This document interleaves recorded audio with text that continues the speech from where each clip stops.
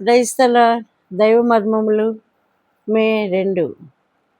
దేవుడైన యెహోవా అతడు ఏ నేల నుండి తీయబడినో దాని సేద్యపరచుటకు ఏదైనా తోటలో నుండి అతని పంపివేశను. ఆదామును వెళ్ళగొట్టి ఖడ్గజ్వాలను నిలువబెట్టెను. ఆదికాండం 3:23-24. ఈనాడు అనేక హృదయములు ఆత్మీయ నష్టములో ఉన్నవి.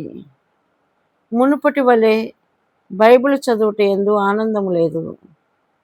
మునుపున్నట్లుగా ప్రార్థనా భారము లేదు.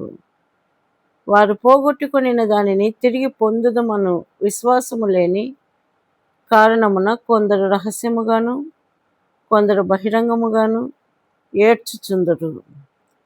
తిరిగి పొందవలెనను ఆశ ఉన్నప్పటికీ ఏ విధానమున దానిని పొందగలరో ఎరుగకపోవుటచే తిరిగి పొందగలమను నిరీక్షణను కూడా కోల్పోయి ఉన్నారు. వారు ఈ విధముగా తమ హృదయములలో తలంచుచుండవచ్చును. మొదటి ఆనందమును సమాధానమును నేను తిరిగి పొందలేనేమో, లేక మునుపటి వలె తిరిగి దేవుని సేవను నేను చేయలేనేమో. నీవు ఆత్మీయముగా కోల్పోయినదేమైనప్పటికీ నీ నష్టము తిరిగి సమకూర్చబడగలదు. అంతకంటే ఎక్కువగా కూడా నీవు సమకూర్చుకొనగలవు. ఆరంభములో ఆదాము సమస్తమును పోగొట్టుకొనెను.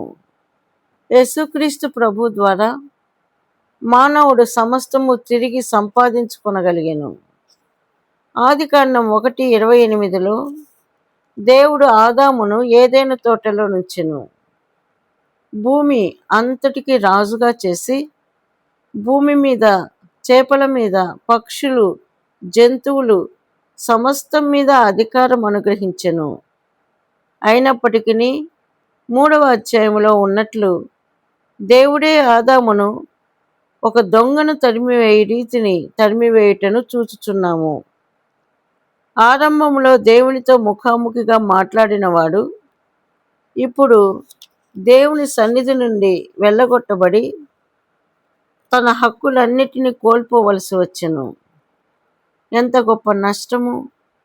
దానినెవరునూ విలువ కట్టలేరు. అయితే ప్రకటన 21-22 అధ్యాయములలో మొదట దానికంటే ఎంతో ఎక్కువ మహిమకరమైన నూతన సృష్టిని మానవుడు ఏలుటను మనము చూడగలము.